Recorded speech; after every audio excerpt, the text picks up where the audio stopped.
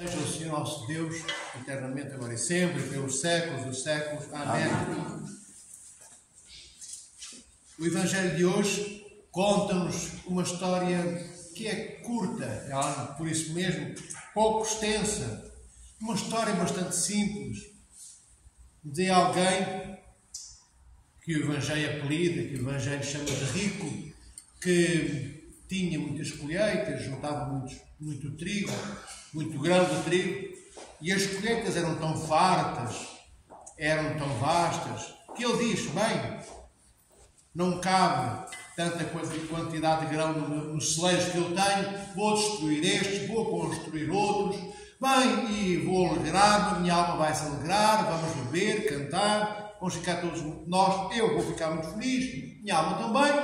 Bem, resumindo, o rico queria aquilo que nós ainda hoje queremos: encontrarmos nos recursos financeiros ou nos recursos patrimoniais, nos bens financeiros, nos bens patrimoniais, queremos encontrar segurança, proteção para a nossa vida.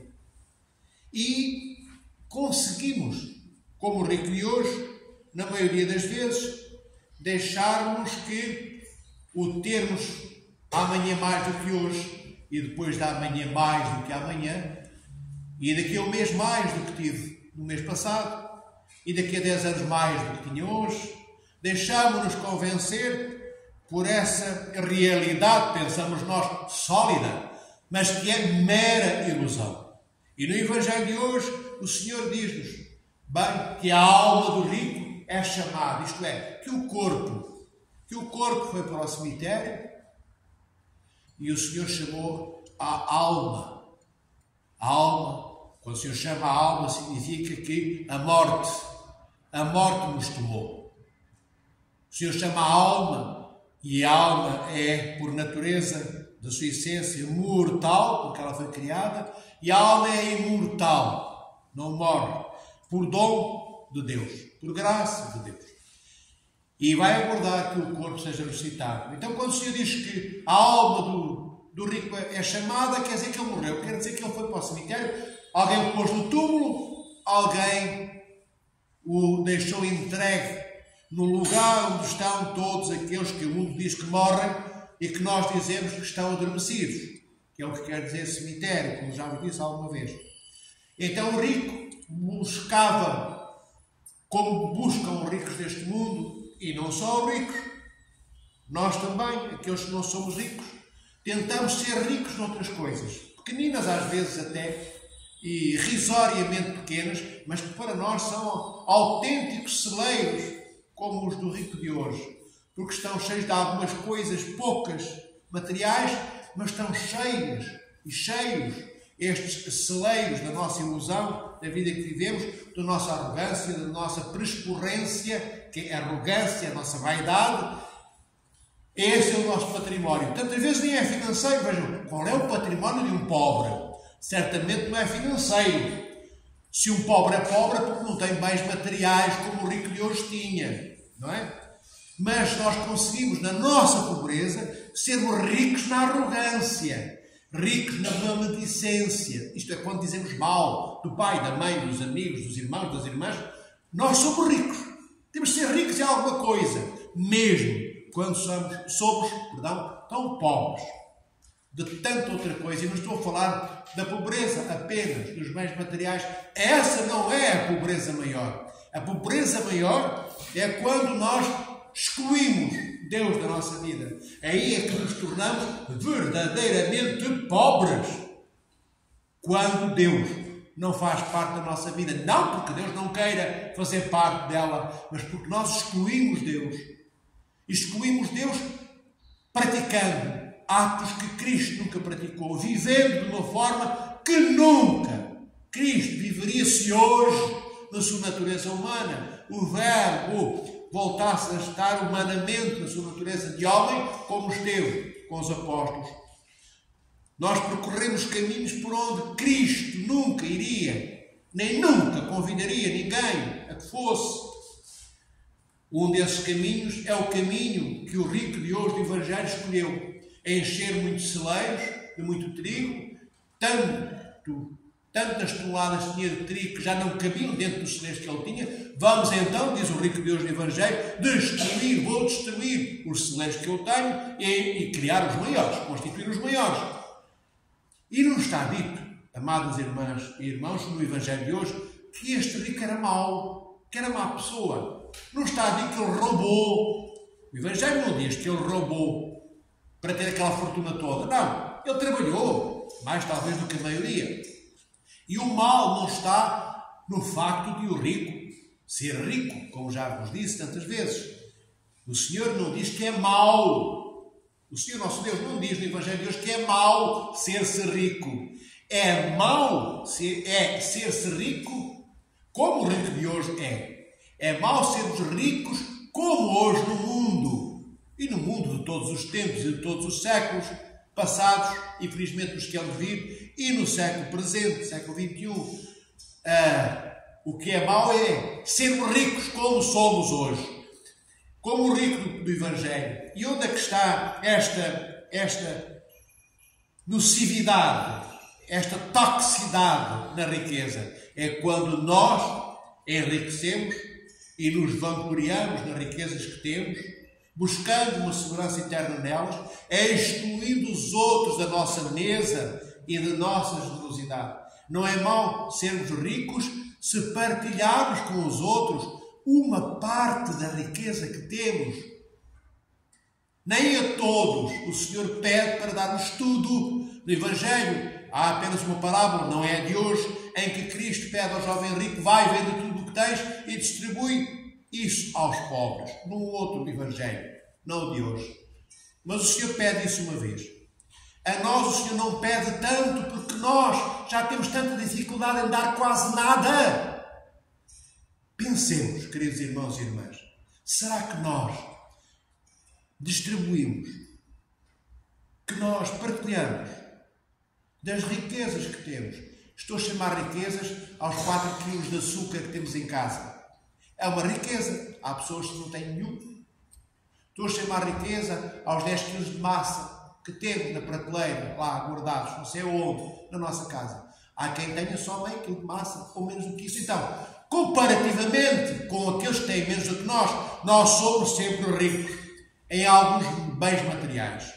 E muito ricos, infelizmente, às vezes, nos nossos pecados. Somos ricos em fazer pecados, em pecar, ricos em não amar. E nós deveríamos refletir, queridos irmãos e irmãs, será que se hoje, dia em que estamos aqui, eu convosco e vós comigo, todos juntos com Cristo, se hoje fosse o último dia das nossas vidas, se nós soubéssemos que se Cristo nos houvera dito hoje pela manhã, ou quando saímos à igreja, se Cristo nos disser: vou chamar a tua alma às 6 da tarde, às 8 da noite partirás, será que nós iríamos viver o resto do dia de hoje como delineámos de manhã que o iremos viver? Será que se nós soubéssemos que o Senhor chamaria a nossa alma, chamará a nossa alma hoje, que iríamos a todos os sítios onde decidimos ir esta tarde? Será que comeríamos o que vamos comer no almoço? Será que iríamos ter o mesmo coração? Às vezes, tão fechado a um sorriso que os nossos irmãos merecem de nós. Porque quando nós sorrimos, o nosso bolso também se abre. Também partilhamos nossos bens materiais com aqueles que precisam. Ver uma cara feia, trombuda, dificilmente dessa cara, posta nesse corpo, se é de uma mão com alguma coisa para dar a alguém. Um sorriso é necessário. Porque o sorriso é manifestação visível de uma alma que é amiga de Deus. É a expressão visível de uma alma que quer Deus na sua vida. Então o corpo, que é o espelho da alma, sorri. E nesse sorriso está a bondade de Deus, posta depois dos nossos atos. Foi isso que o rico de hoje não fez. O rico de hoje, que nem era um homem mau, Lembram-se de uma homilia que eu fiz aqui há muitos meses atrás, em que eu disse nessa homilia que o Verbo de Deus, Nosso Senhor Jesus Cristo, não encarnou no ventre de Maria Santíssima, sua Virgem e Mãe, para que fôssemos bonzinhos, nem boazinhas, lembram-se disso? Creio que sim. Então, o rico de hoje era um bom homem até. E porquê é que nós dizemos que até deveria ser um bom homem? Porque o Evangelho não nos diz que ele era um mau rico. Isto é, ele não andou por aí a roubar ninguém para ter o que tinha. Ele trabalhou, ou fez com que trabalhassem para ele e com ele. Então ele era uma boa pessoa, mas uma boa pessoa ainda assim que só guardava tudo para si. Por aquilo que eu disse inicialmente.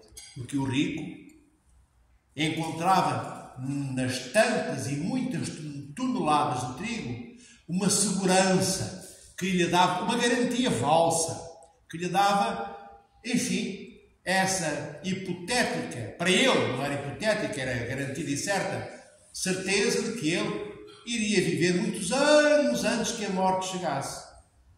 Às vezes, quando se é muito rico em bens materiais, não estou a falar muito rico, só os que são multibilionários, têm 1.000 milhões, 3 vezes 1.000 milhões, 4 vezes 1.000 milhões, 10 vezes 1.000 milhões de euros nas contas. Não. Estou a falar destes multimilionários que somos nós. Às vezes, porque temos um carrito velho, compramos um segunda mão melhor.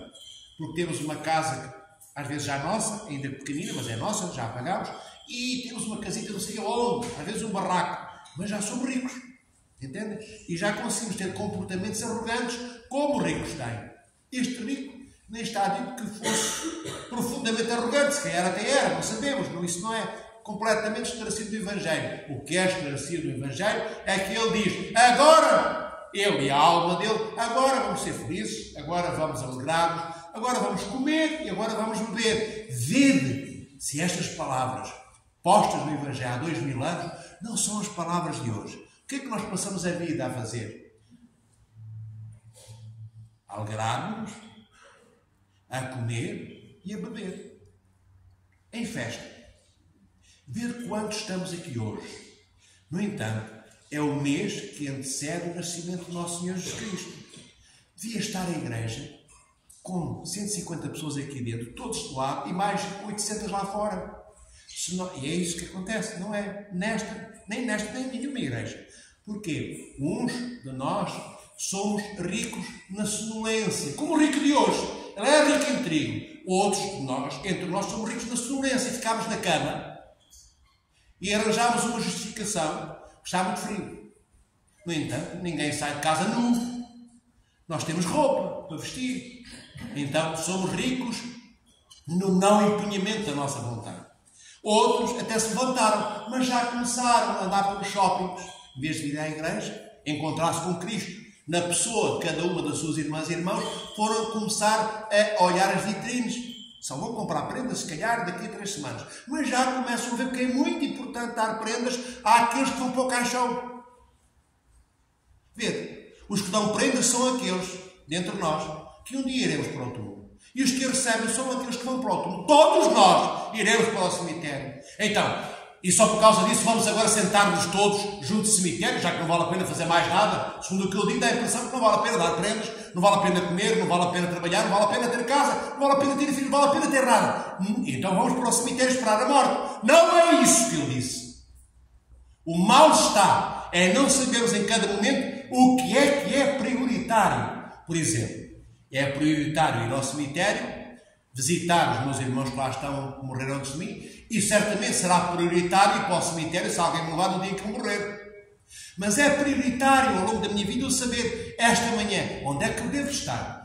Certamente, se minha mãe estiver doente, ou estou com ela, para ver como ela está, ou passo pela igreja um bocadinho, para depois levar, nem que seja um pão bento para dar, ou pedir ao padre, ao reitor, que leve a Sagrada Eucaristia no final, quando acabar a liturgia. O rico de hoje não se preocupava com nada disto. E será que nós, queridas irmãos e irmãs, nos preocupamos? Dizia eu, quantos hoje foram para muitos sítios, mas nenhum desses sítios foi a igreja de Nosso Senhor Jesus Cristo. Esta é a verdadeira casa, aquela que não cai, aquela que não morre, aquela que é eterna, aquela que mesmo quando o nosso corpo morre, esta, a casa de Deus e nossa, nos eleva à vida novamente. E é esse Deus Criador que o rico de hoje abandonou. Ele abraçou os celeiros de trigo. Se calhar até saltava para dentro do trigo como se fosse uma piscina. Em vez de feita de água, feita piscina de grãos de trigo. Nós saltamos para as piscinas dos interesses tão medíocres, tão pequeninos das nossas vidas. Não é bom festejarmos o dia de Natal quando o dia chegar? Claro que sim. É para isso que nós estamos a preparar-nos. Mas preparar-nos para o dia de Natal não é preparar-nos para termos muitos bolos na mesa. Claro que vamos ter bolos. Não é preparar-nos para darmos toneladas de presentes. Claro que é bom dar presentes.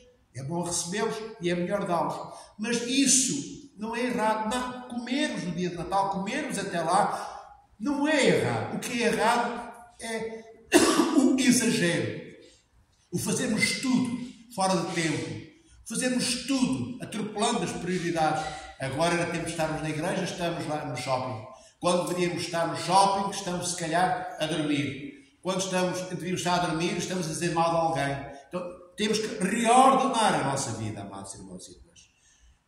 O rico, e falo-vos disso a propósito desta Santa Quaresma, que antecede, que é anterior ao nosso Natal, ao dia do nascimento de Cristo. O rico não fez jejum da sua riqueza. Vê onde conduz a falta de jejum. O Senhor não vem dizer que é mau ser rico. É mau é não fazermos jejum da riqueza que temos. Jejuar da riqueza que temos é minguar, é comermos menos do tanto que temos e darmos aos nossos irmãos e irmãs. O rico não jejuou das toneladas de trigo que tinha. Pelo contrário, ainda foi derrubar aquelas paredes e aumentar os celeiros, ainda foi a aumentar a sua falta de generosidade. Então, o jejum não vem explicitamente posto no Evangelho de hoje, desta forma o rico não jejuou, não. Mas nós sabemos o que é que o Evangelho significa, porque a tradição não o diz, porque os santos padres da Igreja, as grandes santas desta Igreja de Nosso Senhor, destes 20 séculos, nos dizem que o rico não jejuou. E o não jejuar levou à ilusão de viver uma vida posta em Deus. Possivelmente, talvez ele pensasse isso. E o jejum, amados irmãos e irmãs, é neste período que antecede o nascimento de Cristo um momento importante, um convite que não devemos rejeitar da parte de Deus.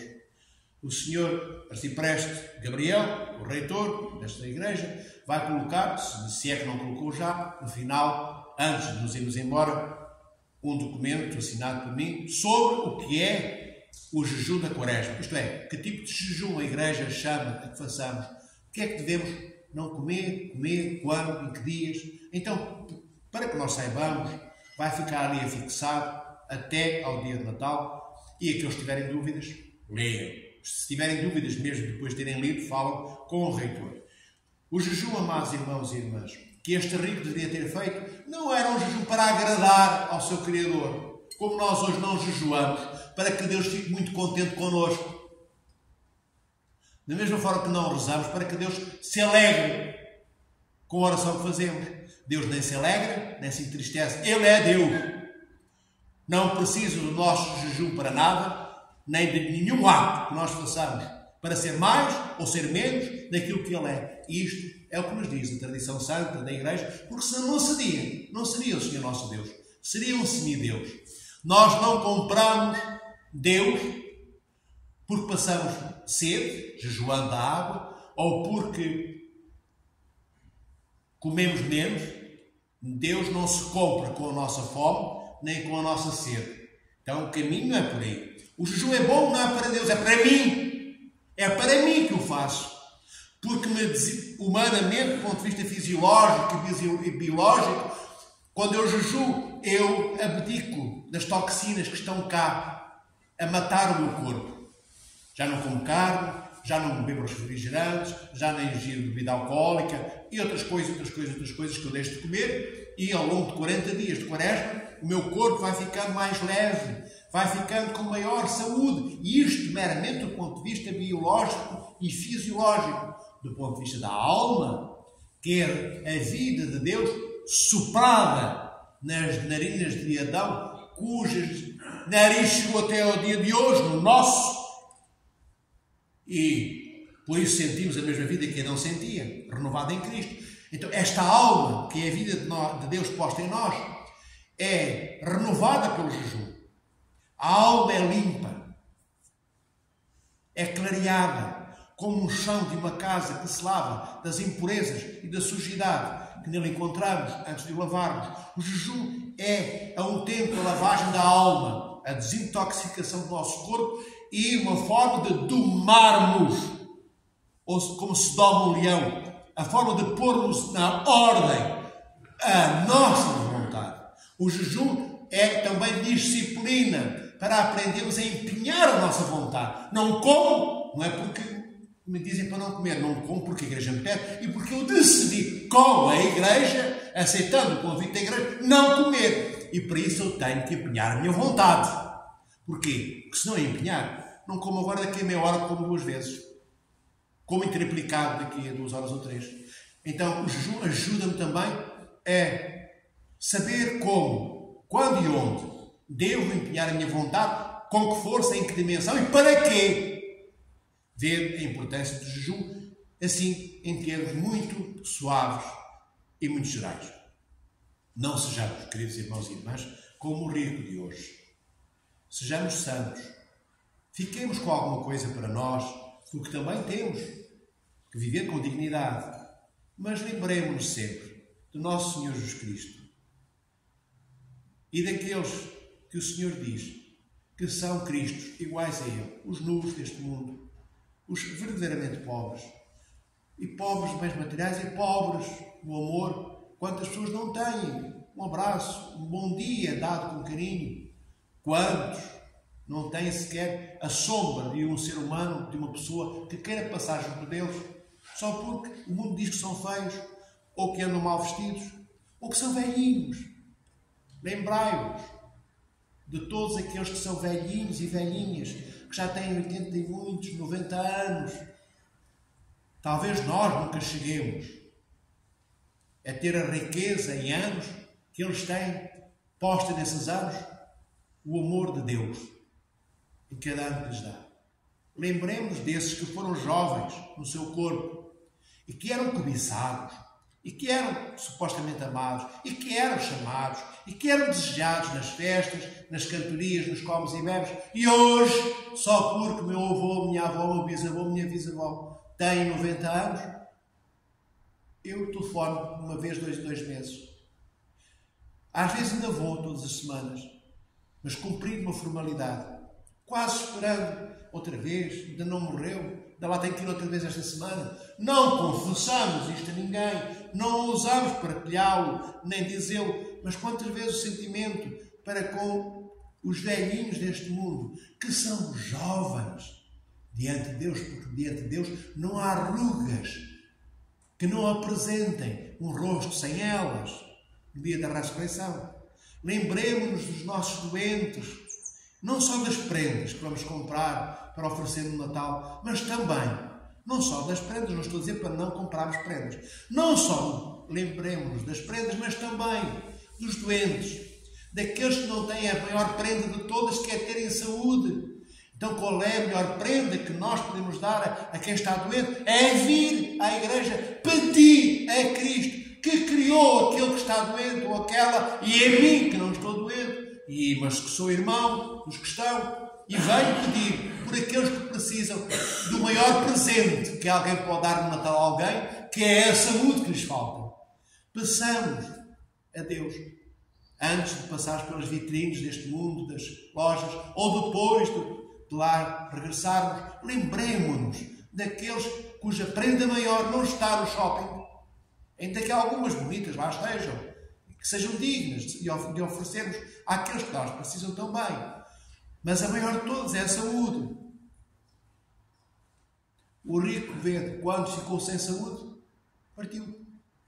Bem, não é dito que ele estava doente, mas partiu. Se ele tivesse uma saúde férrea, não tinha partido, não é? Alguma coisa aconteceu. Mesmo às vezes, quando temos uma saúde que parece férrea, de repente vem um infarto e caímos no relvado de um campo de futebol. Lembram-se, há uns anos atrás, Mikos Feyer é de um dos vossos países, não sei se é romeno. Húngaro, pronto. Jovem, um homem de 1,90m, 23 ou 24 anos, cheio de força, caiu no relvado do campo do Benfica. E era um bom menino, era um bom homem. Segundo diz, era generoso. Mas o Senhor chamou para junto dele. Se calhar porque era bom demais para estar junto dos outros, que somos nós. Isto existe. Alguém é tão bom, que é bom demais, e o Senhor chama. Ninguém é bom demais, porque bom só o Senhor nosso Deus. Mas há muitas vezes que o Senhor chama para junto dele pessoas ainda em tenra idade, antes das suas pernas os desviarem do encontro com Deus. Por misericórdia sublime, são poucos os casos, mas às vezes o Senhor chama-nos, diz o mundo, antes do tempo, porque se nos chamasse mais tarde para junto dele, já não iríamos ter com ele. Iríamos ter com Lúcifer. Eu conheci em minha vida pessoas que já partiram, já morreram, e conheço algumas que estão vivas, que usam as pernas, quando ficaram com pernas boas, a andar, pernas estas que nos transportam, para se afastarem de Deus, para se afastarem dos seus irmãos. Que quando se apanharam com a saúde, foi para negar a Deus, dizer que não, têm fé. Que é isso? Não preciso de Deus na minha vida. Então, amados irmãos e irmãs, não sejamos ricos nestas coisas que nos afastam de Deus. Sejamos ricos no amor de Deus, porque o amor de Deus congrega, chama à união, chama a Ele próprio. Sejamos o que Cristo é, não aquilo que o Evangelho nos diz que o rico de hoje era. Que o Senhor vos abençoe e proteja e vos ajude e vos dê força para levar-vos o jejum que a Igreja vos convida a fazer até onde pudermos. Este jejum que ides ver ali anunciado é o jejum pequenino, básico, é o mais simples. Depois há o jejum intermédio, que é mais exigente, e o jejum rigoroso, que se faz nos mosteiros, que é muito mais exigente. Este é um jejum que nós podemos, enquanto fiéis, uns mais do que outros, naturalmente, fazer. Os doentes não fazem, as senhoras grávidas também não, as lactantes, isto é, as mães que estão a amamentar, que tiveram filhos há pouquinho tempo, também não, ou fazem um jejum que possam, pequenino, ou nenhum. Os mais jovens, os que têm saúde, também, esses poderão fazer um jejum um bocadinho mais rigoroso, se puderem, e aquele é o parâmetro, é um parâmetro adocicado. Isto é, não é pesado. Então, se puderes aceitar o convite para o jejum, para nos prepararmos com maior dignidade na nossa alma, no nosso coração, para recebermos o Senhor que vai nascer, que é o nosso Salvador. Rei dos céus, Consolador.